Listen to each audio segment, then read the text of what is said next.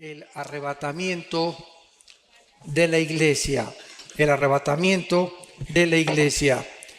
En 1 Tesalonicenses capítulo 4, versículos 13 al 18, encontramos estas palabras. Tampoco queremos, hermanos, que ignoren acerca de los que duermen, para que no os entristezcáis como los otros que no tienen esperanza. Porque si creemos, vean el sí condicional, si creemos que Jesús murió y resucitó, así también traerá Dios con Jesús a los que durmieron en él.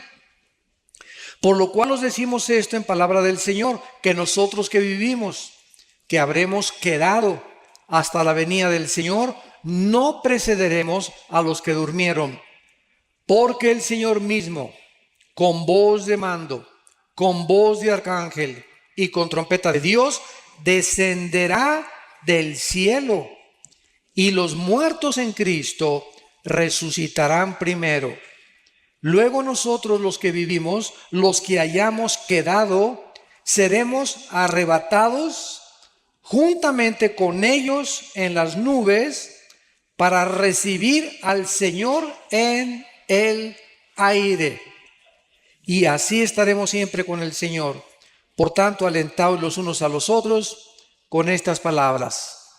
Y en la primera carta a los Corintios, capítulo 15, versículos 51 y 52, el apóstol Pablo escribe: He aquí os digo un misterio.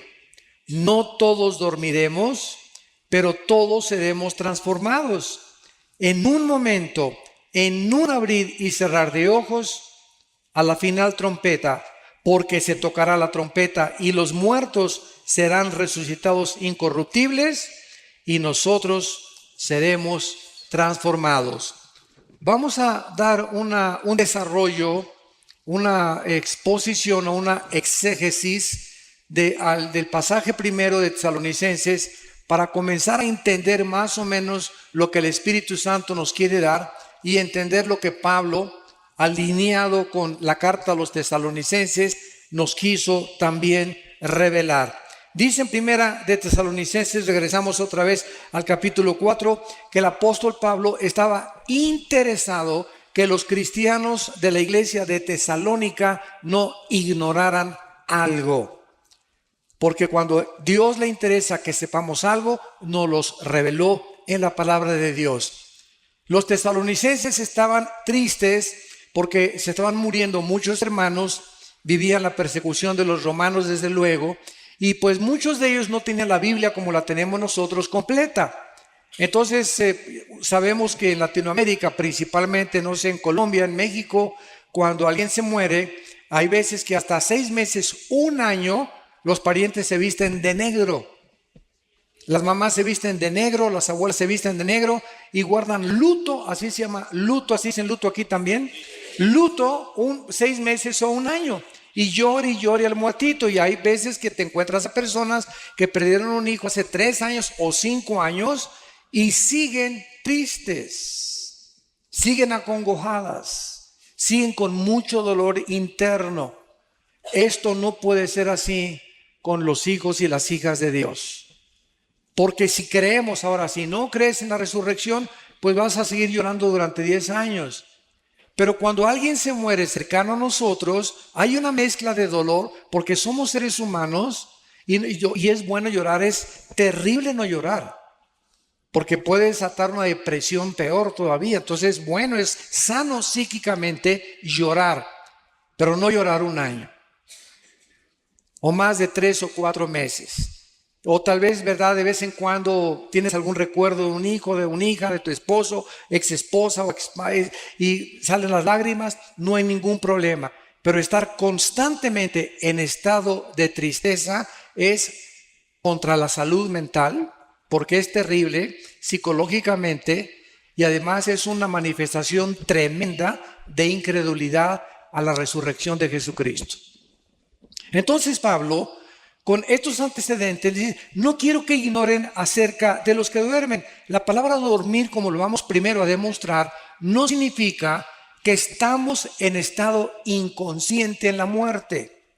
Hay una secta que se llama los Testigos de Jehová. Ellos sí enseñan eso. Y vamos a demostrar con la Biblia a continuación de que en el momento que morimos, inmediatamente estamos o en la presencia del Señor.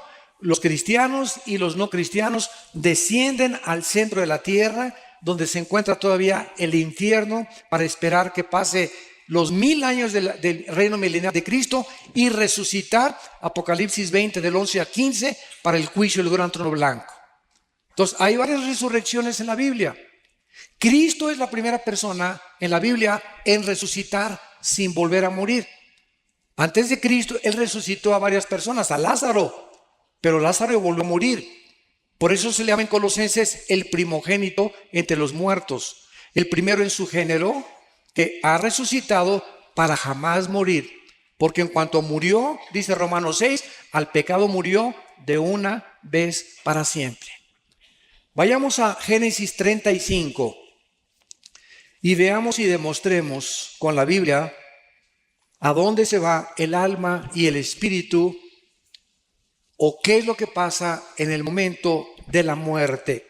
La Biblia es el único libro que nos revela de qué forma tan maravillosa hay vida después de la vida, y que nuestros seres queridos que ya partieron están, que Riviera Maya, ni Hawái, ni la costa francesa, están en un lugar de descanso, tranquilos, aleluya, gloria a Dios. Y vamos a ver como a la mitad de la conferencia que nos están diciendo a nosotros, apúrense. Y nosotros aquí, alguien se muere en la ambulancia, hacemos lo imposible, y abren la paso a la ambulancia y el muertito, y con los electroshocks, para levántese, ¿verdad? Para hacerlo morir, porque queremos que siga sufriendo con nosotros. Esa es que decimos en México, esa es la neta, es la realidad. Si supiésemos que el morir es ganancia, y que el morir es el final de la vida terrestre, pero que después de la muerte, para eso Cristo vino al mundo, para vencer la muerte y decirnos, yo soy la resurrección y la vida. Juan 11, 25 y 26. Y si ustedes creen en mí, ustedes van a volver a resucitar igual que yo lo hice. Si Cristo no hubiera resucitado, no hubiera cristianismo. Porque la base del cristianismo no son dogmas, no son leyes, no son rituales, no son ceremonias. El cristianismo permanece en pie o se cae con la resurrección de Cristo. Es la base, la piedra angular del cristianismo, que su fundador volvió a vivir de entre los muertos. En Génesis 35, versículo 18, dice, y aconteció que al salírsele el alma. En la traducción la nueva versión internacional que le dije que es una de las peores, dice el suspiro. Imagínense nada más. Digo, por favor, esta palabra alma en el original hebreo es la palabra nepesh. Apúntala, como suena nepesh con SH. Se pronuncia nepej. Al morir algo se sale que etimológicamente esta palabra no se puede traducir suspiro. O lo dejó. Hay otras traducciones que he leído que dice, y al morir lo dejó. ¿Que lo dejó qué cosa? Gasparín, el fantasma, que se fue de nosotros, ¿verdad? Y por eso es tan importante establecer el origen etimológico de las raíces hebreas y griegas para un estudio mucho más profundo de lo que Dios nos quiere decir. Ahora vamos a compararlo con el versículo 29. Y exhaló Isaac el espíritu y murió. Aquí se usa otra palabra hebrea, que se escribe ruach, con R de Raúl, A-C-H, se pronuncia ruach. Por ejemplo, cuando hablamos del Espíritu Santo, el Espíritu Santo es ruach, el kadosh. El Espíritu Santo, kadosh es santo en el hebreo, y el hebreo es otra, en el griego es otra palabra. Entonces vemos que la Biblia nos muestra que si se usaron dos palabras diferentes, nepesh y ruach, para describir dos elementos que tanto Hebreos 4:12 y 1 Tesalonicenses 5:23 dicen que cuando muramos el espíritu, alma y cuerpo, sean guardados irreprensibles. El Nuevo Testamento, Hebreos 4:12, la palabra de Dios es eficaz que separa el alma y el espíritu. Entonces, hay dos cosas completamente diferentes dentro de ti y dentro de mí. Dos elementos de los cuales estamos formados. Concluimos que somos un espíritu, tenemos un alma y vivimos dentro de un envase, dentro de un casco, dentro de un cuerpo corruptible que día a día está muriendo celularmente. Pero dentro de nosotros, el valor de lo que está dentro de nosotros, dice en 1 Corintios, tenemos este tesoro en vasos de barro. ¿Cuál es el tesoro? El espíritu que mora dentro de nosotros. Y al morir, se sale dentro de nosotros el alma y se sale el espíritu. Ya vimos que el cuerpo lo pueden cremar o lo pueden enterrar o lo pueden hacer, acabas en la panza de un tiburón, en un avionazo o no sé cómo vayas a morir, un accidente en la carretera. Tenemos de cualquier forma que nos pintemos al otro lado. El cuerpo que Cristo resucite no va a ser tu cuerpo, va a ser un cuerpo completamente nuevo. No va a ser una renovación, va a ser una nueva creación completamente. No va a usar nada de nuestro cuerpo Cristo con la nueva formación que vamos a tener, como lo vamos a ver más adelante. Ahora, ¿qué es el alma? ¿Qué es el nepesh? El alma es el asiento de las emociones, de los sentimientos, del intelecto y de la voluntad. Y hay dos palabras que se usan como sinónimos en el Antiguo Testamento, que es alma y corazón. Cuando dice la Biblia, sobre todas las cosas guarda tu corazón, es el alma. El corazón es el centro de mis sentimientos, de mi voluntad, de mi intelecto y de mis emociones. Emociones, sentimientos, voluntad e intelecto. Y cuando hablamos nosotros entonces del alma, nos damos cuenta que cuando nosotros nacimos como lo vimos en las primeras conferencias, con cuerpo y con alma, pero el espíritu murió con Adán. Nacimos muertos.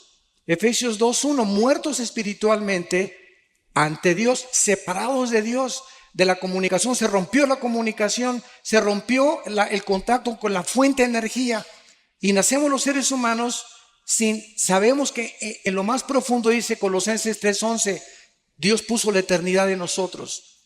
En los egipcios, en los jíbaros, en los aucas, en los aztecas, en los mayas, nunca ha existido una civilización, ni una tribu, ni una cultura que no haya creído en vida después de la vida. Los egipcios enterraban a sus muertos con comida, con sus armas. Algo les decía que las iban a necesitar. Los hindúes, los griegos, los babilonios, los egipcios, los sumerios, los asirios, los egipcios, todas las culturas a través de toda la historia siempre han tratado de invocar algo, inventar algo, y como no saben, agarran un tronco, fabrican un dios y se hincan ante la obra de sus manos. O agarran un yeso y fabrican con la piedra un ídolo y se hincan ante el ídolo.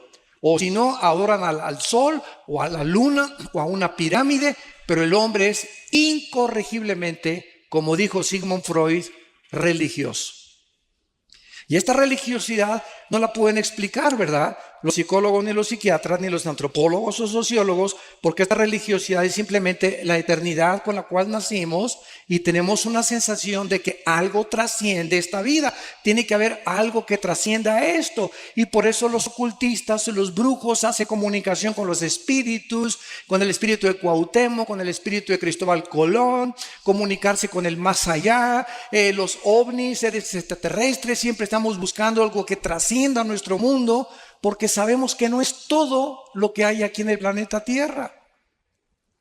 Y dice Jeremías 17:9, engañoso es el corazón más que todas las cosas. En el original hebreo dice, chueco y torcido nacieron los sentimientos, las emociones, el intelecto y la voluntad de los seres humanos. Nacimos así, chuecos. Mis sentimientos son engañosos. Mis emociones son engañosas, mi intelecto está deteriorado y estoy completamente lejos de la voluntad de Dios. Tienes que nacer de nuevo, le dijo Dios al hombre más religioso de Israel, Nicodemo, Juan capítulo 3. Entonces, esta es la razón por la cual no debemos de confiar en nuestras emociones y sentimientos, porque son engañosos, torcidos, completamente desviados de la voluntad de Dios.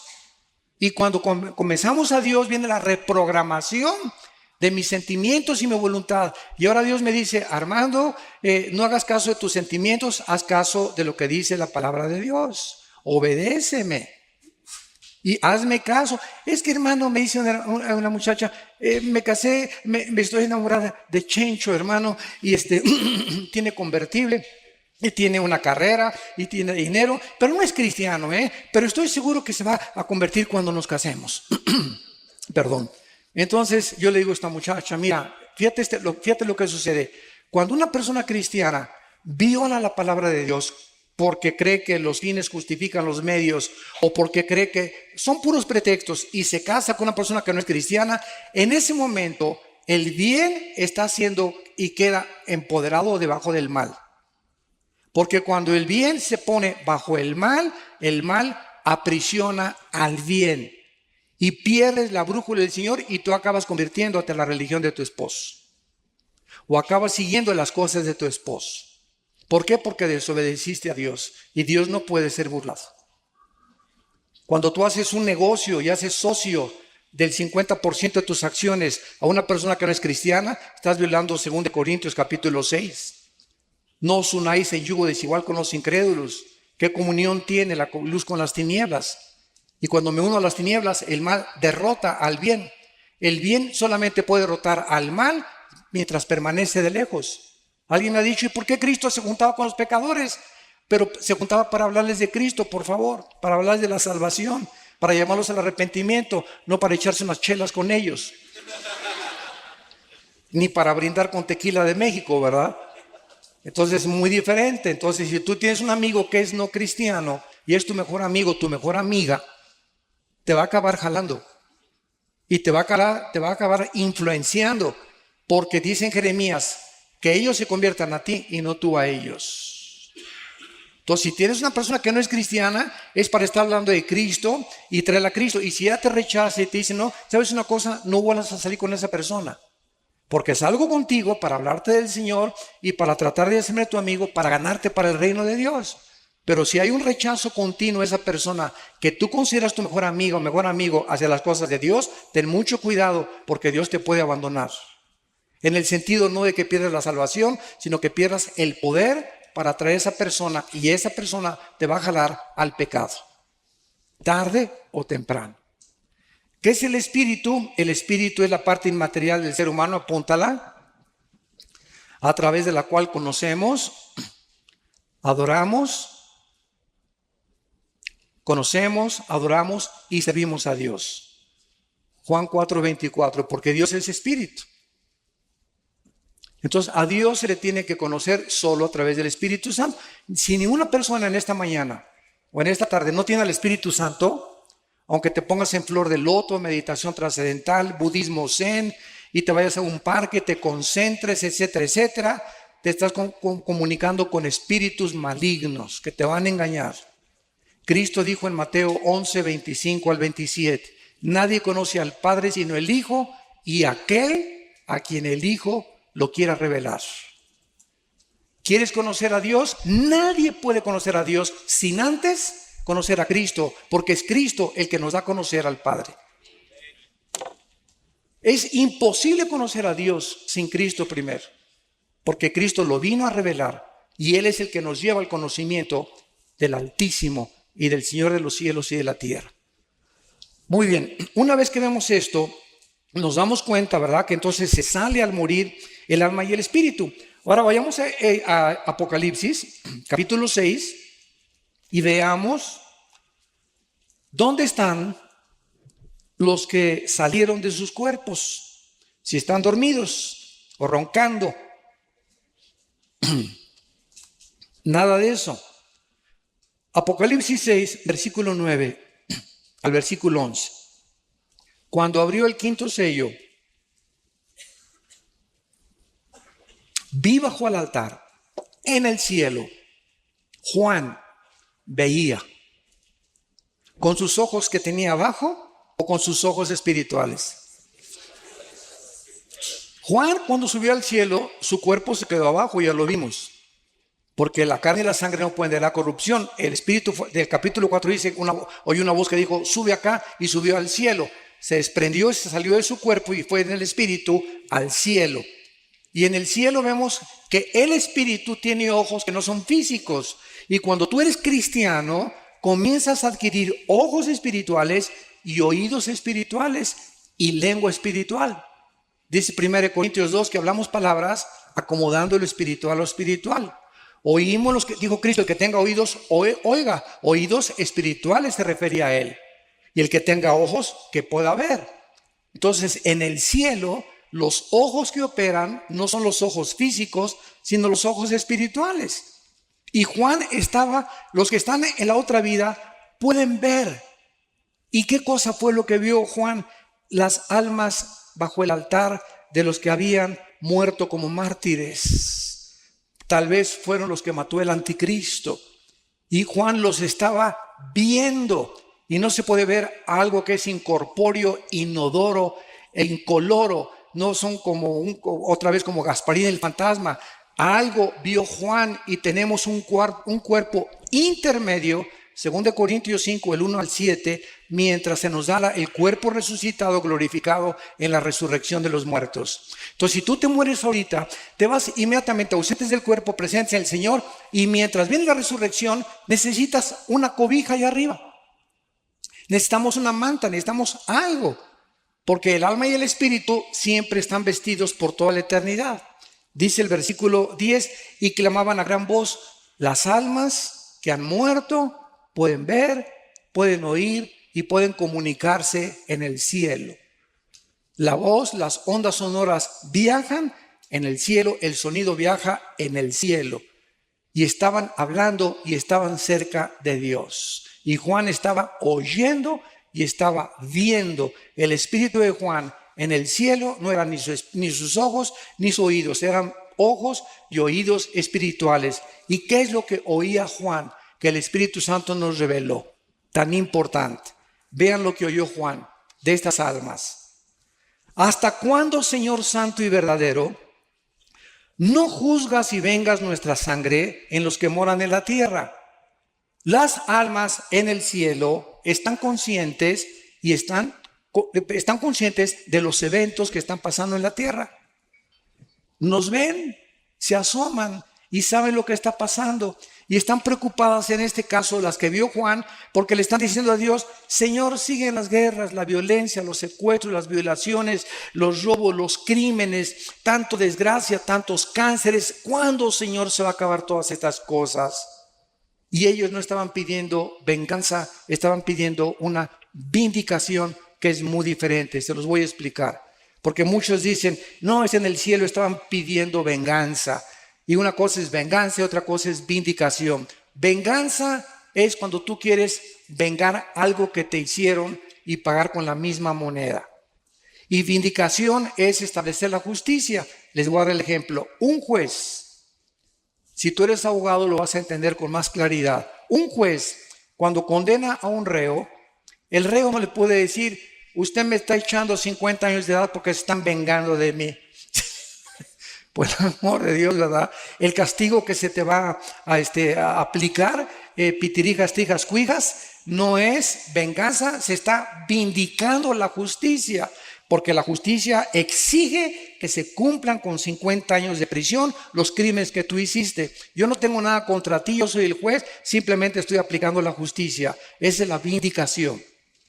Cuando haces tú algo malo, cuando te hacen algo malo y tú no te vengas, Dios te vindica como vindicó a José con sus hermanos. Lo quisieron matar, lo vendieron a los mercaderes de Egipto y cuando él no guardó rencor ni amargura contra ellos, Dios vindicó a José. Y llegaron sus hermanos a hincarse delante de él, a reconocerlo que realmente José tenía un corazón santo y puro delante de Dios. Dios nos vindica tarde o temprano si nosotros seguimos el bien. Entonces, estas almas en el cielo estaban pidiéndole a Dios que por favor se apure. ¿Y ustedes tienen el mismo clamor? Yo por lo menos una vez a la semana, de veras le digo a Dios, cada vez que veo todo lo que está pasando en el Medio Oriente, el degollamiento de las personas, la decapitación, los crímenes, Mi esposa está en un ministerio que es de tráfico humano y mi esposa está involucrada en un ministerio que se llama Tamari, que protege a las mujeres que sufren violencia. Porque mi esposa fue abusada antes de casarse, ¿verdad? Y ella conoce lo que es eso y ella tiene esa carga de defender a las mujeres que sufren violencia intrafamiliar. Y estamos, ¿verdad?, tratando de ayudar a las personas que son raptadas. Tenemos contacto con organizaciones transnacionales e internacionales para poder ayudar a este grupo de personas y de niños que se están vendiendo tremendamente en el mercado, en el mundo. Y a muchos los matan para sacarles los órganos, el corazón, los riñones, y los desaparecen y aparecen como desaparecidos, nunca los encuentran y se encuentran vendiendo en el tráfico internacional de órganos. Un corazón de un niño vale $50,000. Un corazón de una persona de menos de 25 años de edad adulta vale $150,000. Por eso los trasplantes casi son imposibles, por el elevadísimo costo que te cuesta un trasplante de hígado, de riñón o de corazón. Y todo esto es en el mercado que se mueve alrededor del mundo. Entonces, a veces clamamos mi esposa y yo en la semana: Señor, ¿hasta cuándo? De veras llega un momento, ¿verdad? Ya, Señor Jesús, ya ven. Please, ya ven por nosotros. Ya acaba con todo esto. ¿Cuándo va a estar? El hecho de que Dios no haga nada ahorita no significa que no lo va a hacer. La Biblia nos revela que Dios tiene tiempo para vindicar a sus santos, para vengar la sangre que fue derramada desde Abel. Y el hecho que no lo haga ahorita es como un señor que me dijo un día: oiga, ¿Dios es todopoderoso? Claro que sí, amén, amén. Y si Dios es todopoderoso, ¿por qué no termina con el diablo de una vez? Y le contesté: ¿por qué comenzaría con usted? Así que dele gracias. Porque si Dios acabara con el mal, no tendría usted la oportunidad de arrepentirse. Pero Dios es lento en la misericordia y no quiere que ninguno se pierda. Y es por eso que ha extendido su paciencia. Porque aunque haya mucho mal, hay muchas almas que tienen que ser salvadas. Pero cuando se cumple el número, como dice aquí, versículo 11, se les dieron vestiduras blancas y se les dijo que descansaran un poco de tiempo hasta que se completara el número de sus consiervos y sus hermanos que habían de ser muertos como ellos. Entonces quisiéramos que Dios ya hiciera justicia, pero se nos olvida que a lo mejor tu abuelita sería el infierno, o tus hijos, si ahorita hiciera justicia, ellos irían al infierno. Y en la misericordia de Dios nos está dejando a nosotros, la iglesia, antes de que nos saque de este mundo del arrebatamiento, para que ganemos las almas. Los edificios, las esculturas, las pinturas, los títulos, 5 doctorados que tuviste, 5 licenciaturas, todo, absolutamente, el planeta Tierra será reducido a cenizas. Todo absolutamente, menos las almas. Es lo único que tiene valor en el mundo, las almas, por las cuales el Hijo de Dios dio su vida en una cruz. Y se nos manda a nosotros tener el corazón de Cristo y la mente de Cristo para vivir con compasión por las almas. Y que cada semana, yo no quiero que levante nadie la mano, desde que te convertiste, ¿a cuántas personas les has hablado de Cristo? Desde que te convertiste puedes llegar al cielo y decir: esa alma, yo me convertí por esa persona. ¿Habrá almas en el cielo que reconozcan que tú fuiste el instrumento de Dios para que ellos estuvieran arriba? ¿O te dijiste cristiano y llegabas a la iglesia y calentabas el asiento de tu iglesia y aleluya y gloria a Dios, etcétera, etcétera, y nunca hablaste de Cristo a nadie? Nunca te preocupaste por traer a nadie a Cristo. Nunca al mesero, al elevadorista, al lechero, a la humosa, a donde quiera que tú vas, podemos tener la oportunidad de hablar del Señor. Porque somos testigos y para eso el Espíritu Santo vino a nuestra vida. Bueno, regresamos ahora a 1 Corintios, capítulo 15. Y una vez que hemos visto que después de la muerte no estamos dormidos en el sentido que estamos en un estado cataléptico e inconsciente, sino que estamos vivitos y coleando en la presencia del Señor, en el cielo inmediatamente. Dice en Corintios 15:51 el apóstol Pablo: he aquí os digo un misterio. He encontrado personas que me han dicho: Oiga, señor Alducín, es que hace 80 años o el siglo pasado el rapto de la iglesia no estaba en los libros, ni los antiguos predicadores predicaban de estas cosas. Es una nueva doctrina, así me han dicho. Es una nueva doctrina. Les digo, cabezas de melón y de calabaza. Por eso Pablo dijo, les digo un misterio. Pablo, el rapto era un misterio que no se conocía en el Antiguo Testamento. Solamente se conocía la resurrección, pero no que iba a haber una generación que tal vez seamos nosotros, que no vamos a morir, que no vamos a gustar lo que es la muerte. De repente, ahorita saliendo, a lo mejor nos vamos todos, se queda la ropa, el anillo, todos los guaraches, los calcetines, y nos vamos al cielo y el mundo se queda. Desaparecieron millones de cristianos. Se van a congestionar los noticieros de televisión, va a haber pilotos que se van a estrellar porque no van a tener el piloto, un tráfico impresionante en las carreteras porque desaparecieron los choferes, las cunas de los bebés van a desaparecer, las mamás que no eran cristianas, ¿dónde está mi bebé? ¿Quién se lo llevó? Etcétera, etcétera. Va a causar un caos internacional. Y la respuesta tiene que venir, se los llevaron los ovnis. Yo tengo una conferencia que acabo de dar el mes pasado en el World Trade Center de México, en la Ciudad de México, que se llamó OVNIs, Demonios y el Anticristo. La pueden ustedes conseguir en YouTube. OVNIs, Demonios y el Anticristo se llama la conferencia. Y ahí explico claramente, ¿verdad?, que desde 1948, no es coincidencia, cuando Israel regresa, comenzaron las apariciones de los ovnis. Y para nosotros no son ovnis, son ovis. Objetos voladores identificados. Una vez tuve un argumento con un ufólogo, se llaman los especialistas en los ovnis, y me dice, ustedes los cristianos, esto fue una escuela, y me dice, ustedes los cristianos, señor Alducín, no creen en los ovnis, ¿verdad? ¿Y cómo pueden ustedes negar los videos y algo que es real? O sea, se han fotografiado, hay testimonios de personas. Y le dije, usted está equivocado. Nosotros no negamos esto que es, como usted dice, corroborado por la misma ciencia. Es más, la Organización de las Naciones Unidas nombró a una señora oficialmente para investigar el fenómeno extraterrestre.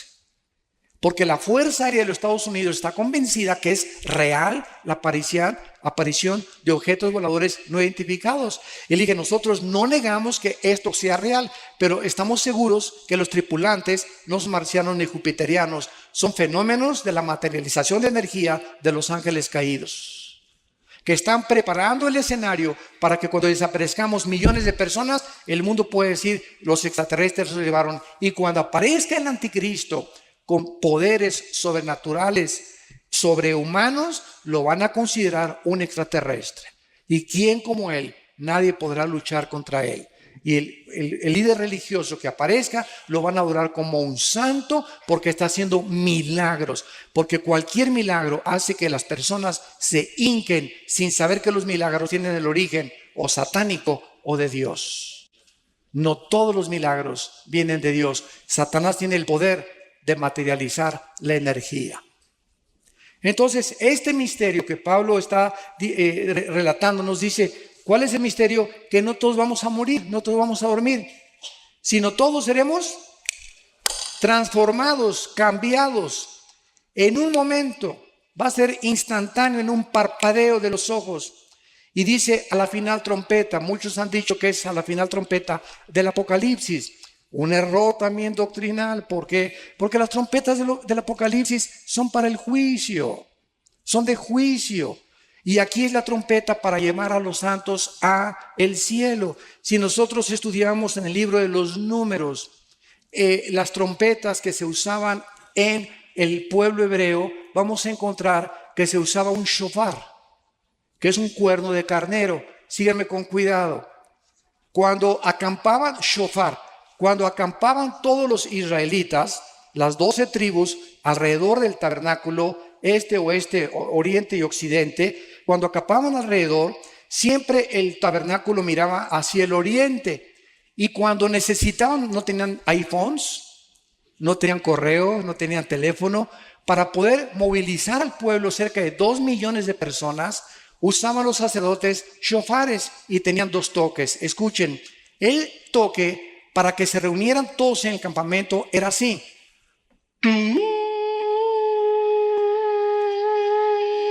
Seguido, sin parar. Y cuando era una emergencia, córranle, empaquen las cosas porque nos vamos, porque el enemigo nos ataca. Era... Cuando era intermitente, era de emergencia. Y la trompeta que se va a sonar es la de Yom Teruah, la fiesta de las trompetas. Porque Cristo cuando vino cumplió 4 fiestas y faltan 3 que se cumplan. Las 7 fiestas de Israel están relacionadas con Jesucristo. Y las 3 que faltan son las de las trompetas, la de Yom Kippur y la de los tabernáculos. Las tabernáculos las vamos a cumplir en el milenio, pero faltan las trompetas. Y cuando venga Cristo en las trompetas es el arrebatamiento de la iglesia. Y las 3 fiestas que faltan caían en el mes de Tishri, que es el mes de septiembre. Tal vez por eso fue el ataque a las Torres Gemelas el 11 de septiembre. Los acontecimientos que han conmocionado al mundo han sido en septiembre. Ahorita se esperan las lunas de sangre en septiembre, etcétera, etcétera. Yo no estoy diciendo, no digan, el hermano dijo que en septiembre nos vamos. Tengan cuidado lo que oyen. Yo no estoy diciendo eso. Estoy diciendo que coincidieron las fiestas y que la final trompeta que se está estableciendo aquí Pablo se está refiriendo es la última trompeta de la fiesta de las trompetas. No puede ser la última trompeta de Apocalipsis porque esas son para juicio y estas son para... Dios nos está llamando y solo nosotros la vamos a oír. Así que acostúmbrate a lo que acabo de tocar ahorita. Ándale. Y por eso los shofares, ¿verdad? Tú vas a Israel y te venden los shofares y es dificilísimo tocar. Si la trompeta es difícil tocarla, más un shofar. Pero el toque es increíble. Nadie suena como el cuerno de un carnero o los shofares. Entonces, veamos ahora, regamos a Tesalonicenses y dice así la explicación. Primera de Tesalonicenses 4, versículo 15. Por lo cual os decimos esto en palabra del Señor, que nosotros que vivimos, los que habremos quedado cuando venga el Señor o hasta la venida del Señor, no precederemos a los que durmieron. O sea, si viene Cristo hoy en la tarde, hoy en la noche, a las 10 de la noche, vamos a suponer, antes que nosotros seamos arrebatados, van a resucitar todos los que murieron de Pentecostés a nuestros días. Los santos del Antiguo Testamento van a resucitar hasta la segunda venida de Cristo. ¿Cómo lo sabemos? Vean lo que dice el versículo 14. Porque si creemos que resucitó, murió y resucitó, traerá Dios con Jesús a los que durmieron en Él. Hasta Pentecostés fuimos colocados en el cuerpo de Cristo. Estamos en Efesios, dice, en Él.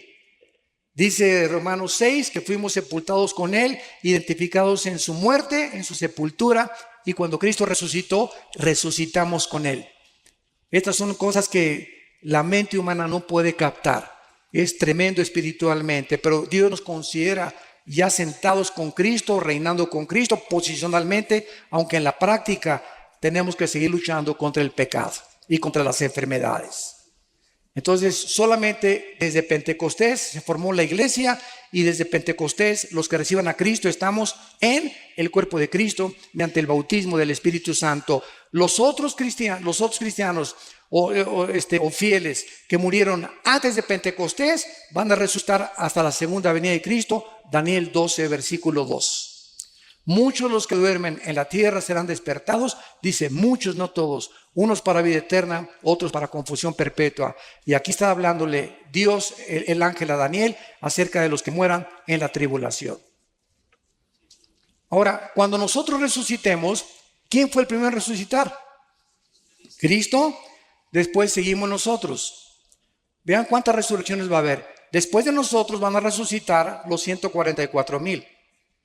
Después van a resucitar los 2 testigos, Apocalipsis 11.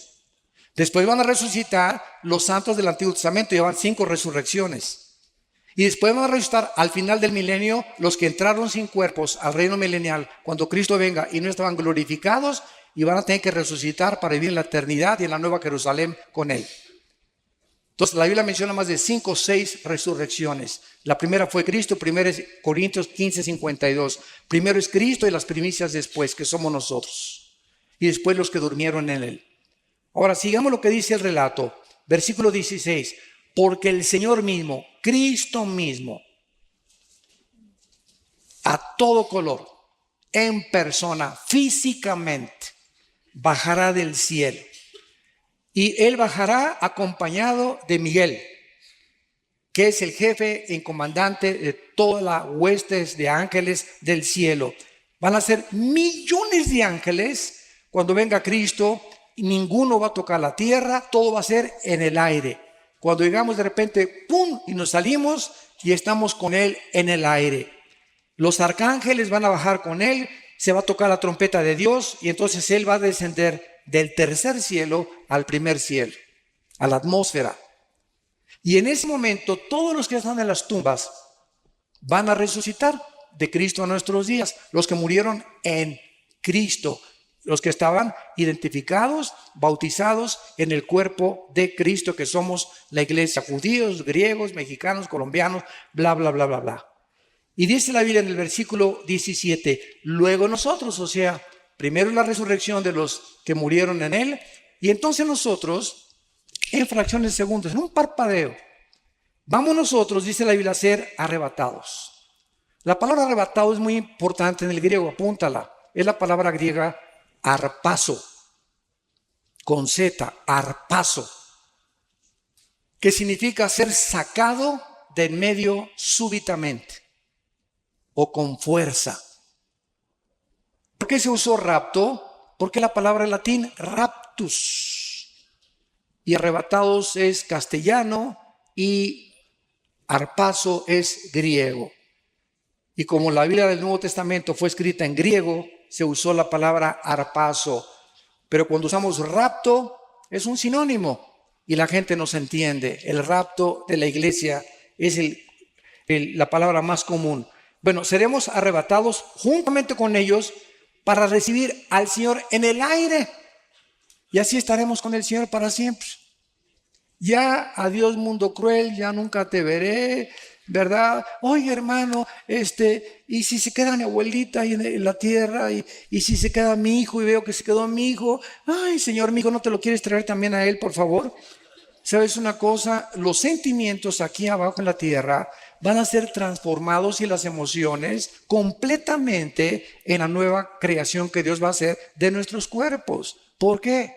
Cristo cuando vivió, estaba un día enseñando a los discípulos en un cuarto y de repente alguien oyó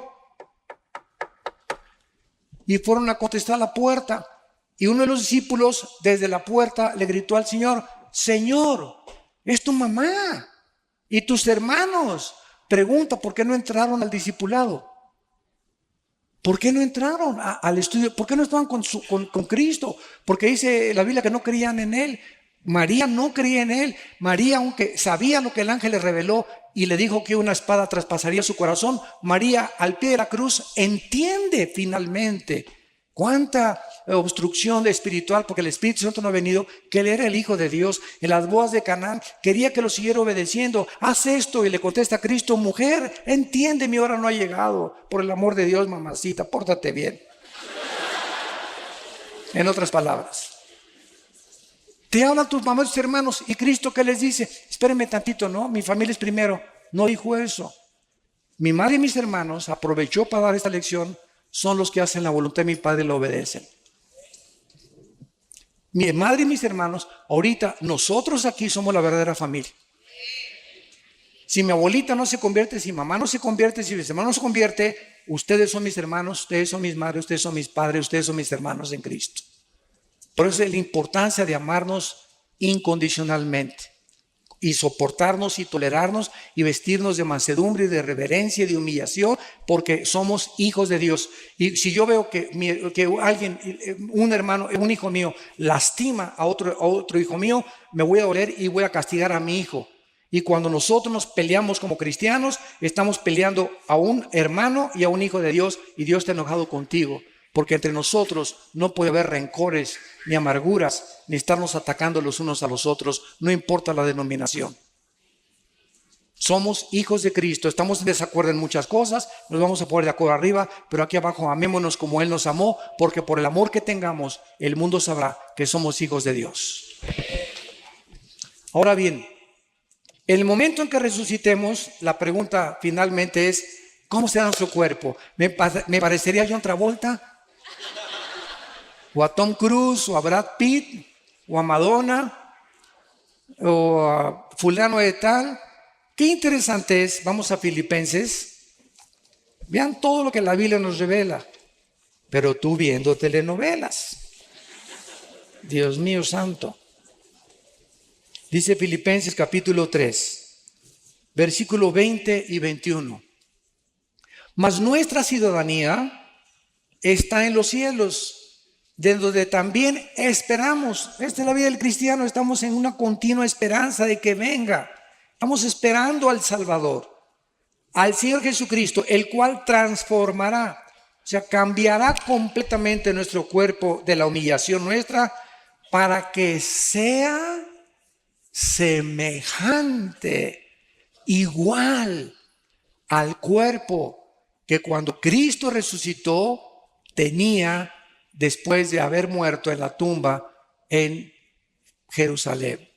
Para que nuestro cuerpo sea igual al cuerpo, con la semejanza, con las características que el cuerpo de Cristo tenía. Ahora viene la otra pregunta para terminar. ¿Cómo era el cuerpo de Cristo y qué características tenía? Número 1.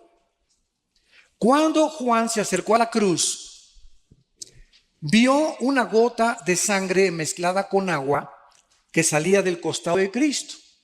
Porque los soldados romanos, sobre todo los centuriones, que eran los jefes de los soldados, tenían la obligación de jamás bajar a nadie de ahí cuando tuvieran el 100% de seguridad que había muerto. Porque ahí de ellos, si bajaba alguien todavía estaba coleando, ¿verdad?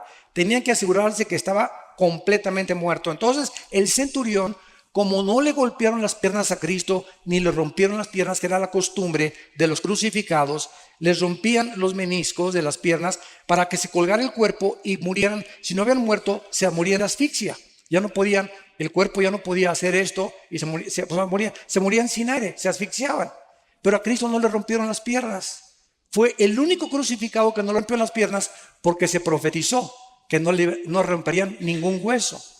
Entonces el centurión agarra la lanza y le atraviesa del lado izquierdo al lado derecho a Jesucristo, lo atraviesa de lado a lado, traspasando el pericardio, que es la capa que envuelve al corazón. Y cuando Juan se acerca y escribe hace 2000 años, señores cardiólogos que nos escuchan, ateos o escépticos, vio una gota de sangre mezclada con agua, y la cardiología moderna testifica que cuando esto se combina, el agua con la sangre, es por una rotura del pericardio, de la capa pericárdica, que es la que envuelve todo el corazón. Esto nos explica, esto es impresionante, el Salmo 22. Porque el Salmo 22 es un salmo que escribió David 1000 años antes de la crucifixión. Comienza, Dios mío, ¿por qué me desampararon? Y explica lo que Cristo estaba experimentando en la cruz. 1000 años antes de que Él fuera crucificado. Y pone, clavaron mis manos y mis pies, sobre mi ropa jugaron suertes. Y entonces dice el Salmo, mi corazón fue como la cera derritiéndose en medio de mis entrañas. Pregunta, ¿de qué clínicamente, cómo podemos decir que ocasionó la muerte de Cristo? ¿No murió de asfixia? No murió de desangramiento, porque cuando ya salió la sangre mezclada con agua, ya no tenía una sola gota de sangre en su cuerpo. El corazón fue como cera. Lo que ocasionó la muerte de Cristo fue que el corazón le explotó de dolor.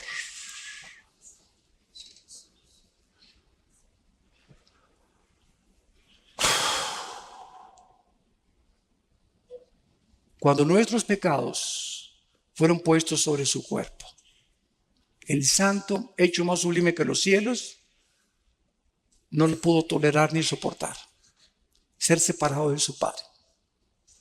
Y eso fue lo que provocó su muerte física. Se hizo maldición en nuestro lugar, y lo que Él no merecía, lo hizo porque te ama. porque dio su vida por ti.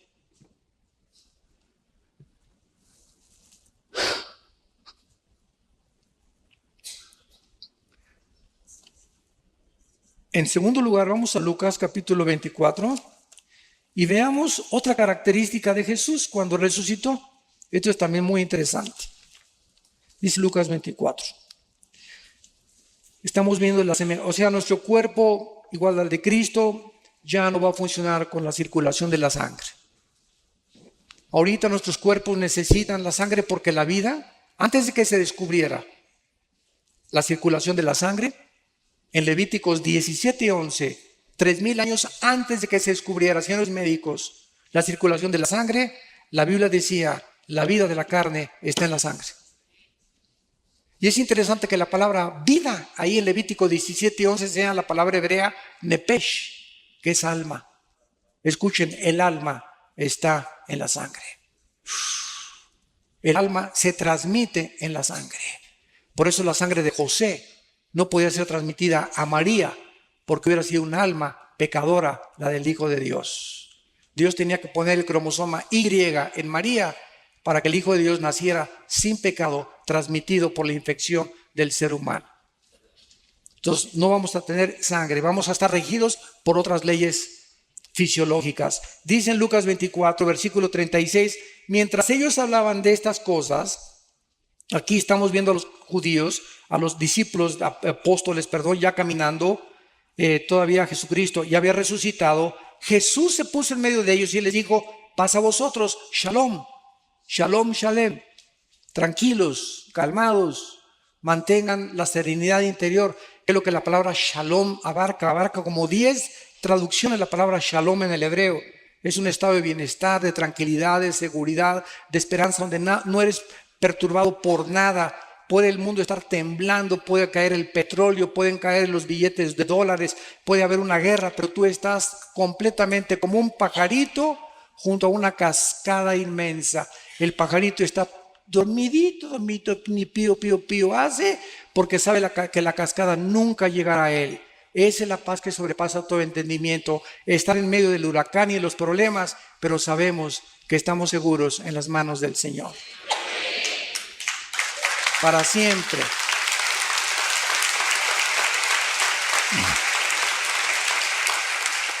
Entonces, espantados y atemorizados, pensaban que veían espíritu. Pero Él les dijo, ¿por qué están turbados y vienen a vuestro corazón estos pensamientos? Miren mis manos y mis pies, y yo mismo soy. Palpen y vean, porque un espíritu no tiene carne ni huesos, como veis que yo tengo. Y diciendo esto, les mostró las manos y los pies. Y como todavía ellos de gozo no lo creían y estaban maravillados, les dijo, ¿tienen por ahí algún guisado colombiano? La Biblia menciona casi siempre los pescados y la miel como los alimentos, el mejor alimento que puede el ser humano tener, el pescado y la miel. Y está demostrado con el tiempo, ¿verdad? Que la miel la puedes tener, nunca se echa a perder la miel. Es impenetrable por ninguna bacteria ni por ningún microbio. Bueno, haciendo a un lado esto, vemos que el cuerpo de Cristo no tenía sangre. Al mismo tiempo, el cuerpo de Cristo era un cuerpo que se materializaba y se desmaterializaba a voluntad. Podía atravesar las paredes y podía ser tocado, y tocaban algo sólido los discípulos. Y en tercer lugar, nuestros cuerpos nuevos vamos a seguir comiendo. Adán, antes de pecar, comía. Entonces, y dice en Apocalipsis 22 que habrá el árbol de la vida en la Nueva Jerusalén. ¿Por qué? ¿No se han preguntado esto? El árbol de la vida aparece en Génesis 2 y en Apocalipsis 22. Nada más, el árbol de la vida. Antes del pecado, participaban del árbol de la vida. Y después del pecado, dejaron de participar del árbol de la vida. Ahora participamos del árbol de la vida, que es una representación de Cristo. Pero cuando muramos con cuerpos ya glorificados, vamos a participar del fruto que Adán rechazó. La pregunta es ¿por qué? Porque Dios nos muestra que aún resucitados y eternos con Él, jamás seremos dioses. Siempre dependeremos de Él. Ningún ser humano será autónomo jamás en toda la eternidad y ni jamás tendremos la deidad. Porque Dios es el único que existe con el Padre y el Espíritu Santo. Entonces, esta es la cuarta. Y la última característica está en Hechos capítulo 1. Hechos capítulo 1. Dice la Biblia que ya al final, cuando ya Cristo se apareció a más de 500 personas durante cerca de 40 días en Jerusalén y los alrededores, entonces ya llegamos al momento de la ascensión, cuando ya Jesús deja el planeta Tierra y ya no vuelve a regresar, más que cuando se le aparece a Juan para que escribe el Apocalipsis. Y dice Hechos capítulo 1, versículo 9, y habiendo dicho estas cosas, viéndolo ellos, fue alzado. De repente estaban con él y de repente comenzó Jesús a violar la ley de la gravedad. La ley de la gravedad ya no operaba en el cuerpo resucitado de Cristo. Vamos a tener como cuarta característica que vamos a poder volar. No sé cuántos de ustedes han soñado que vuelan. Siempre me sorprendo con la misma respuesta. Casi la mayoría hemos soñado que volamos. Yo tengo como 3 o 4 meses que ya no sueño que vuelo. Pero por lo menos 2 o 3 años, así de repente sueño no con la capa roja, ¿verdad? Ni con la S aquí, ni con la camiseta azul, sino que de repente así y me dirijo y bajo, etcétera, etcétera, y me transporto. Esto es interesante porque nunca se habían preguntado ustedes que si Cristo cuando regrese va a morar en Jerusalén y el planeta Tierra ya no va a haber mar, el mar va a desaparecer y el planeta Tierra va a seguir teniendo naciones, como dice Apocalipsis 21 y 22, ¿cómo entonces nos vamos a ir si México no es México, va a tener otro nombre? Los que estemos aquí en este lado occidental, ¿cómo iremos al oriente una vez al año? Si no va a haber aviones, no va a haber motores de gasolina, no va a haber absolutamente nada, vamos a regresar a la agricultura, vamos a regresar completamente, pero ¿cómo vamos a ir de año en año? Caminando nos tardaría quién sabe cuántos años en llegar a Jerusalén, pues vamos a ir volando.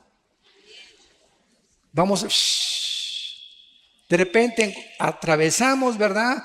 Todos cientos de millas o de kilómetros y estamos en Jerusalén y regresamos a casa otra vez. ¡Qué bendición tan grande! ¿Y tú que querías ser Superman? Bueno, damos gracias por la palabra de Dios. Han sido ustedes un público admirable. De veras, como esponjas han recibido la palabra. Gracias por sus vidas.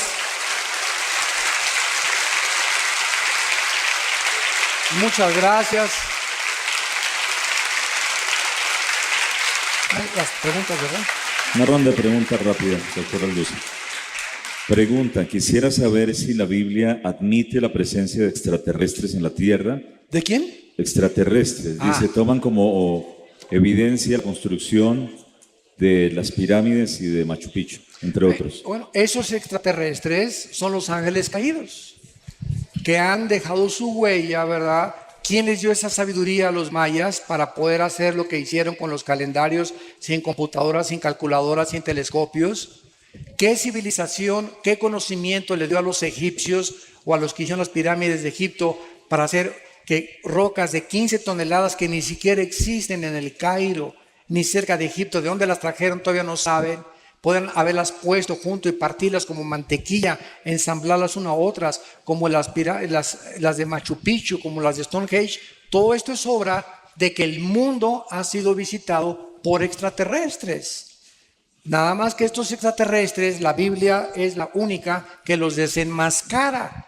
Y no son extraterrestres, ¿verdad?, de Júpiter o de Marte, son ángeles caídos que la Biblia revela que vienen al mundo a proporcionarnos conocimiento para comprar nuestras almas y engañarnos y llevar al final al mundo a su propia autodestrucción. Entonces, claro que existen los extraterrestres, pero son los ángeles caídos y los que sirven a Dios, que nos ministran y nos ayudan a que nuestro pie no tropiece en piedra. ¿Qué significa el arrebatamiento de los 144,000? ¿Qué significa? Dice, ¿qué significa el arrebatamiento de los 144,000? Pues que fueron arrebatados, ¿verdad?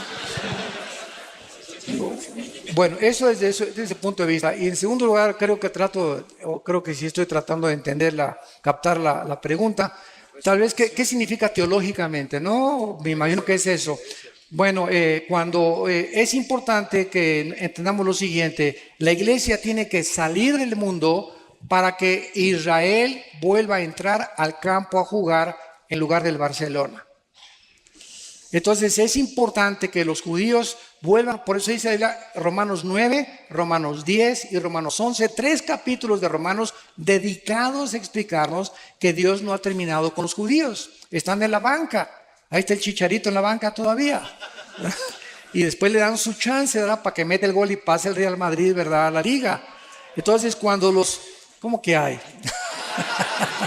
Cuando los judíos, ¿verdad? Salgamos nosotros, la banca, que están en la banca, van a entrar al partido y entonces será predicado el Evangelio eterno y Dios escogerá 144,000 judíos que pueden ser colombianos, porque hay judíos colombianos sin que tú lo sepas, hay judíos mexicanos, hay judíos etíopes, hay judíos franceses. Repito, las 10 tribus se perdieron y fueron dispersas por todo el mundo y hay cantidad de judíos que no saben que son judíos y Dios va a levantar de todas las naciones, va a ser el último ejército de Dios. Entonces significa que Israel vuelve otra vez a entrar al campo, al escenario, y ahora le toca a Israel la evangelización última del mundo.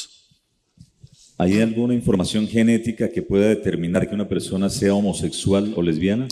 Si hubiera algún gen que determinara eso, entonces no habría ninguna responsabilidad y la Biblia sería mentirosa, porque entonces yo no tendría ninguna base para poder condenar a una persona que ha escogido ser mujer y es hombre, o a un hombre que ha escogido ser hombre y es mujer.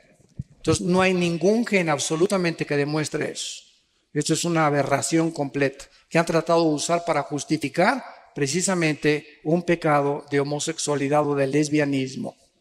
Quiero decirles que de acuerdo al doctor James Dobson, que es un psiquiatra, psicólogo norteamericano cristiano en Los Ángeles, de acuerdo a sus investigaciones, la mayor parte de los homosexuales vienen de hogares de matriarcado, donde en el hogar no había una figura masculina como el patrón. Era la mamá la que mandaba y la que daba las órdenes, donde el papá perdió completamente toda la autoridad y la mujer tomó la autoridad. El niño varón necesita un patrón de un hombre. Esto es indispensable para su crecimiento y salud psíquica normal y espiritual.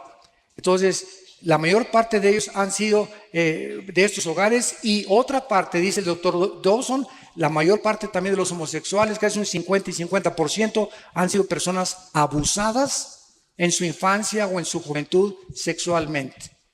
Hay muchachas que desgraciadamente tienen una experiencia sexual antes de casarse a los 14, 15 y 6 años de edad, y fue horrible esa experiencia, y entonces agarran un odio inconsciente contra los varones. Y en ese momento Satanás te manda a una señora: véngase para acá, mi nena, aquí te cuido yo, etcétera, etcétera. Y sin que se den cuenta comienzan a desarrollar un amor hacia las mujeres y un odio hacia los varones. Y cuando se dan cuenta ya cayeron en la trampa de Satanás, y no son lesbianas porque hayan nacido, sino porque están lastimadas emocional y psíquicamente. Lo mismo con los varones.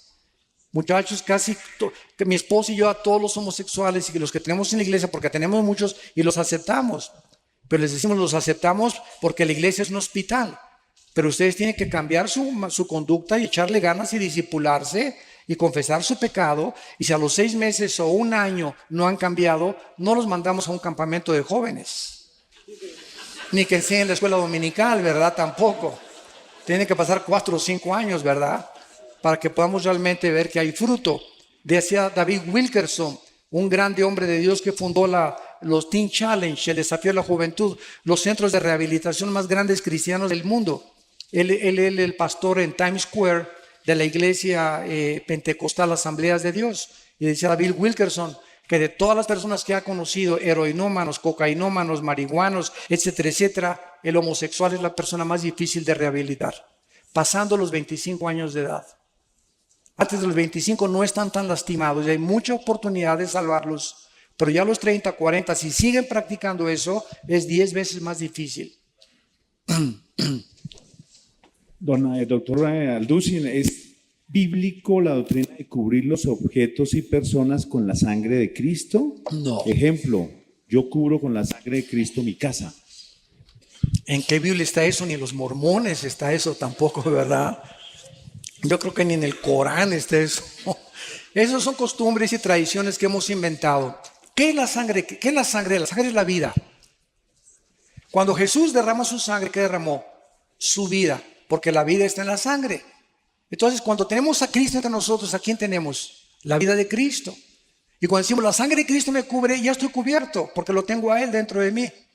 Entonces no necesito que te cubra la sangre de Cristo, porque no aparece, ya fuimos rociados con la sangre de Cristo, dice 1 Pedro, cuando recibimos a Cristo dentro de nosotros, y fue su sangre la que nos dio la vida, porque es la vida la que está en la sangre. Como tampoco ya hay que ungir mi coche cuando compro un carro o mi casa para que no entren los demonios, porque todas esas cosas pertenecieron al Antiguo Testamento. Ahora es la oración, tengo mi casa, mi coche, mi motocicleta.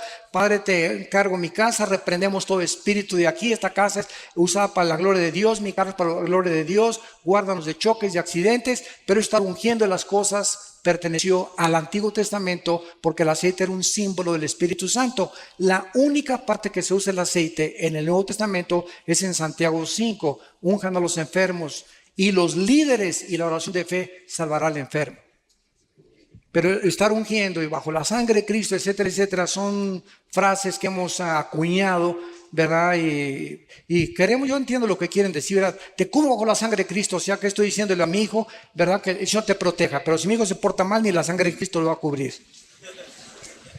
Entonces no es mágico esto. Casi es como el agua bendita.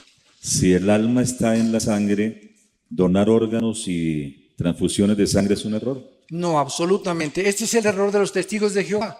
Como ellos saben que la sangre, el alma está en la sangre, evitan las transfusiones y prefieren morir a que les transfundan sangre. Han sido demandados por la ley en Estados Unidos los testigos de Jehová por eso, porque cuando se necesita una transfusión de sangre no la hacen. Entonces es imposible que digamos, ¿verdad?, que va a ir el alma ahí transfundida, porque no es correcto eso. Cuando Dios sopla sobre Adán el soplo de vida, se trataba del Espíritu Santo que después de la caída por el pecado se separó y trajo muerte espiritual. Así es, efectivamente. Antes de la caída, ¿qué tipo de espíritu había en Adán? No, o sea, antes de la caída el ser humano fue habitado por Dios, el Espíritu Santo. El Espíritu se movía sobre la faz de las aguas, versículo 2 del Génesis. Y después de la caída el Espíritu Santo se sale de Adán y el ser humano queda dependiendo no solamente empíricamente de sus 5 sentidos, que son las ventanas del alma. Mis ojos, mis oídos, el gusto, el tacto, el oído, el olfato, etcétera, etcétera. Y dependemos de eso. Y por eso muchos ateos dicen, yo no creo lo que no veo, ni lo que no oigo, ni lo que no toco, ni lo que no huelo. ¿Verdad? O sea, si está fuera de mis 5 sentidos, no lo creo. Y eso es absurdo, ¿no? Porque tampoco, como dijo un ateo que llegó en México, en Tabasco, en un caballo, un gobernante que llegó a un pueblo y les dijo a los cristianos, una iglesia evangélica, les doy 3 minutos para que me muestren que Dios existe, si no quemo la iglesia. Y todos se volteaban, demuéstrenme que Dios existe, y lo quiero ver. Y entonces una viejita saca una naranja y la parte a la mitad. Y le dice, oiga general, ¿ve usted esta naranja? Claro que la veo, vieja tonta, pues no estoy ciego. Bueno, me la voy a exprimir. Y hace la viejita esto y se le exprime en la boca. Y le grita al general, ¿a qué sabe? Vieja tonta, lo tengo que probar. Y le contesta, pues así es Dios. Lo tiene usted que experimentar personalmente. Lo tiene usted que probar por usted mismo. Y no quemó la iglesia. Fue un general muy famoso que después se convirtió. Gracias a Dios. 5 años después de eso se convirtió antes de morir. Le concedió la misericordia de poder salvarse. Y así es Dios, o sea, yo te puedo traer todas las evidencias que quieras, pero si tú no quieres creer, aunque se te aparezca alguien de los muertos, no vas a creer. Porque así lo has decidido en tu corazón. Siguiente pregunta. Si los ángeles están en prisiones, ¿cómo es que se materializan para los ovnis? Pero no todos están en prisiones. Están en prisiones eternas, dice Judas, los que en Génesis 6 quisieron meterse con las mujeres y alterar el genoma humano. Pero fueron un grupo de ángeles nada más, no todos los ángeles. Porque hay otro grupo de ángeles caídos que siguen operando con Satanás. ¿Cuál es la raíz espiritual de la enfermedad del Alzheimer? Y también me preguntan sobre la esquizofrenia. Bueno, espiritual. de Alzheimer no sé, ¿verdad? No soy médico especialista en eso, que le pregunto a un médico, ¿verdad? No sé realmente de dónde venga. El síndrome de Down, pues es un cromosoma que falta, ¿verdad? O que está agregado de más. Pero Alzheimer no sé, tal vez. Me han dicho muchísimas veces que el café evita el Alzheimer, ¿verdad? Y que el ejercicio y la memorización tal vez. Entonces parece que es genético. Hay un gran índice de enfermedades de origen genético, como la diabetes.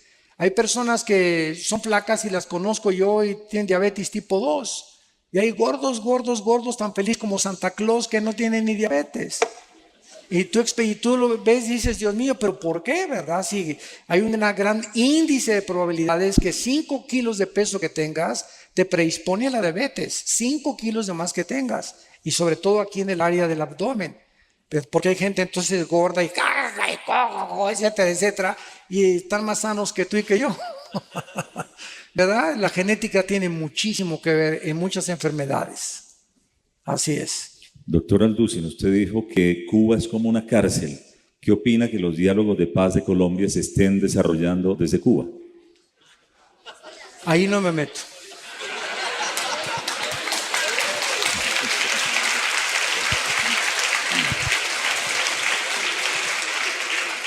No me meto porque estoy en un país que no es mi país.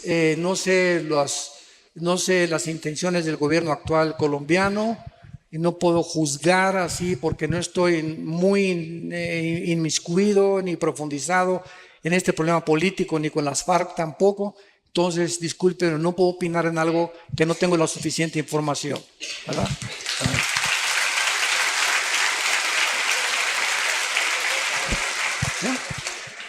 Si Dios no hace acepción de personas y Él dice su palabra, clama a mí, yo te responderé, te enseñaré cosas grandes y ocultas que tú no conoces, ¿por qué Dios, así como hizo con Juan y Pablo, no puede mostrar a alguno de sus hijos el cielo o el infierno, doctor Alducin? Porque Dios no está interesado, otra vez, ¿verdad? Dios no está interesado, dice ahí la que lo amamos sin conocerlo, en 1 de Pedro. Entonces, el justo por la fe vivirá. No es por la vista, es por lo que oímos y lo oímos por la palabra de Dios. Entonces, si nosotros vemos, ya no es fe. Pero si creemos lo que no vemos, Romanos capítulo 4, entonces verdaderamente estamos justificando que somos hijos de Dios. Porque la fe es la certeza de lo que se espera. La fe está relacionada con el futuro, con algo que no veo. Pero estoy convencido, aunque no lo vea, que viene a mí. La convicción de lo que no se ve, la certeza de lo que se espera. Entonces, si no están estos factores involucrados, no es fe. Entonces, si estamos viviendo en un mundo donde necesitamos ver, ya no estamos caminando por fe. Y el diablo es especialista en tratar de que nos salgamos del camino de la fe y que dependamos otra vez de nuestros 5 sentidos. Yo no estoy en contra de las sanidades, de que los pastores en nuestra iglesia oramos por los enfermos. Mi hermano y yo hemos liberado, como ustedes no se imaginan, a personas endemoniadas casi en último grado. Hemos oído a los demonios cómo nos han hablado y nos han maldecido, etcétera, etcétera. Es un mundo que es real, que si ustedes lo vieron y son ateos o agnósticos, se dan cuenta que esto no es una paranoia en un enfermo psiquiátrico, son entes trabajando dentro de seres humanos y de animales, y oramos por los enfermos también, pero sabemos que dentro de la soberanía de Dios, a Él le agrada sanar a unos y a otros dejarlos enfermos. Cristo nos sanó siempre a todos. En la piscina de Bethesda, ¿verdad? Sacó a uno y todos los demás siguieron ahí enfermos. Entonces, es la soberanía de Dios. Dios sigue sanando y Dios sigue haciendo milagros, pero no estamos buscando eso de Dios, sino que Él obre soberanamente y que sane al que Él quiera. Pero siempre tenemos que orar por los enfermos, donde quiera que tengamos la oportunidad, oremos por ellos, porque Dios los puede sanar y Dios sigue haciendo milagros, pero ya no depende de nosotros. Depende de su soberanía, ¿verdad? ¿Qué opina de la Iglesia Ministerial de Jesucristo Internacional que da profecía colectiva masiva? ¿Cuál es esa? ¿La de José Luis Ramírez? ¿Que él dice que es Dios? ¿O cuál es esa? No sé cuál es. Mira, no, eso es un movimiento político. Dice que dan profecía colectiva y generalizada. ¿Pero es evangélica o dentro de qué está clasificada? Cristiana. Si es cristiana no me meto, no quiero criticar a nadie. ¿verdad? No sé nada, no estoy informado, no sé por qué oran, por qué no oran, qué profecías dan, etcétera, etcétera. Lo único que sabemos es que si alguien está profetizando lo que va a suceder, no es un profeta de Dios. Porque el profeta ya no es el que anuncia cosas futuras, sino el que habla para edificación, exhortación y consolación. 1 Corintios 14:2. Muy bien. ¿Hay otra pregunta? Cuando se nombró al actual o se eligió al actual Papa, cayó un rayo en el Vaticano. ¿Esto fue alguna señal? Esa es de Darío. Yo le dije a mi esposa, esto no es una coincidencia, que haya exactamente caído en la cúpula de San Pedro, el momento en que esta persona estaba ahí, ¿verdad? Y ya los presagios que no es un buen presagio, desde luego eso sabemos que no es, puede ser una señal de Dios, de que algo se viene más adelante o se avecina algo, ¿verdad? O que algo malo va a suceder, pero no sabemos, o sea, hacer especular. Lo único que sabemos es que no es coincidencia, fue algo real, fue algo impresionante que fuera en la mera cúpula de San Pedro, y esto desde luego que no es algo positivo, ni es algo bueno, ni una bendición, ¿verdad? Entonces no sabemos qué realmente detrás, qué se encuentra. Hay preguntas que en realidad la gente quiere escuchar una respuesta y veo que esta es de mis hermanos de Venezuela que nos acompañan hoy. ¿Cree usted que la situación que se vive en Venezuela, el socialismo y otros países que se unen al socialismo es parte de lo profético o tiene algún fin esta situación que se vive en Venezuela? Bueno, otra vez, sin querer inmiscuirme mucho en política, solamente puedo decir lo siguiente, ¿verdad? Que mientras no haya una oposición, no hay democracia. Y mientras algún gobierno no le permita a la oposición votar y expresarse libremente, se acabó la democracia. Entonces es una farsa, ¿verdad? Y si algún gobierno está profesando una cierta democracia y con los hechos y las acciones demuestra lo contrario, pues está demostrando completamente, ¿verdad?, que están engañados a sí mismos y que han adoptado otra clase, como tú lo acabas de decir, ya no es democracia, es un socialismo que tiene una tendencia tremenda hacia el comunismo, hacia la izquierda, hacia un gobierno totalitario y dictatorial. Doctor Alducin, ¿cómo se puede explicar la charla que tuvo Saúl con Samuel por medio de una divina? Muchos han dicho que esto no pudo haber sido una realidad porque no hay comunicación con los muertos. Sin embargo, aquí no hubo ninguna comunicación con los muertos. Cuando Saúl fue a conseguir a la bruja de Endor para tener contacto con Saúl, para tener contacto con Samuel, que había muerto y Saúl ya había llegado, podríamos decir, ya había cometido la blasfemia contra el Espíritu Santo. Saúl ya había llegado al colmo de los colmos y ya acabó con los brujos, ¿verdad? Entonces, cuando esta mujer invoca, dice la Biblia que cuando sale Samuel de entre los muertos del Sheol, ella se espanta. Y entonces ella dice, estoy viendo a dioses, y la palabra que se usa ahí es Elohim. Estoy viendo dioses porque es el plural de Dios. Y la profecía que le da Samuel a Saúl se cumplió y el diablo es un mentiroso. Entonces, todo lo que le dijo Samuel se cumplió al pie de la letra. Tus hijos van a morir, tú vas a morir, etcétera, etcétera. Y le dio la última advertencia de Dios. Entonces yo pienso que en la soberanía de Dios las excepciones no rompen las reglas. Y Dios lo permitió en su soberanía para poder castigar finalmente a Saúl eternamente con sus hijos. Menos Jonatán, ¿verdad? Porque Jonatán fue salvado. ¿Qué papel cumple el Vaticano en las profecías bíblicas? Uy, muchísimas. Ya nos da tiempo, ¿verdad? Pues lo único que sabemos, ¿verdad? Que con todo respeto, ¿verdad? Yo sé que hay muchos católicos que ya están aceptando a Cristo. La Biblia fue cerrada por el Vaticano en el año 375, cuando el emperador Constantino dice que se convierte y absorbe el cristianismo como religión oficial. Esto forma parte de la historia cristiana y lo podemos hablar. Y desde el año 375, escúchenme, hasta 1961 y 62, en el Segundo Concilio Vaticano, fue el Papa Juan XXIII, de los mejores papas que ha habido. Es el primero en que comenzó a leer la Biblia, porque se fue prohibida por más de 1800 años. Prohibida, que nadie la leyera, y la escondían del populus, de la población. Y Juan 23 abre la Biblia y comienza.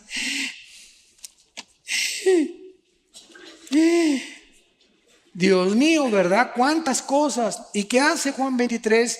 Comienza a ser iluminado en la soberanía de Dios, y Juan 23 comienza a quitar las imágenes, manda a quitar el latín de las misas y comienza a permitir que el pueblo lea la Biblia sin el imprimatur ni la autorización de un cardenal o de un obispo. Y desde la década de los 60 a nuestros días hay millones de católicos que, leyendo la Biblia, han recibido a Cristo como su Salvador. Y nos los vamos a encontrar en el cielo. Y hay muchos evangélicos que no nos los vamos a encontrar en el cielo. Aunque se llamaran evangélicos, van a estar en el infierno calientito, ¿verdad? Porque estamos llenos de personas en las iglesias evangélicas, y no por ser evangélico eres cristiano. O porque tu papá es monja, tu tía es monja, o porque tu papá es pastor, o porque tu tía es el cardenal de no sé dónde. Tienes que nacer de nuevo. Entonces, mientras tú no tengas una experiencia personal con el Hijo de Dios, tú no puedes estar seguro de tu salvación. Entonces, Dios es soberano. Ahora, claro que un católico que se convierte a Cristo tiene al Espíritu Santo y no tarda en salirse, porque Dios no nos llamó a la idolatría.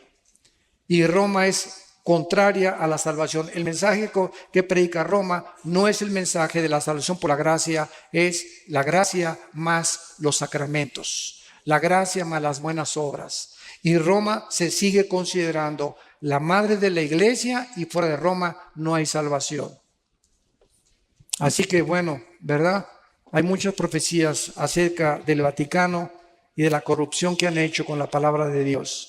Pero gracias a Dios por todos. Yo me encuentro con padres, que no les digo padres, les digo compadres, ¿verdad? En lugar de padres, sí, me siento más libre de decirles así: oye, compadre, no soy padre, no eres compadre, ven para acá, compadre.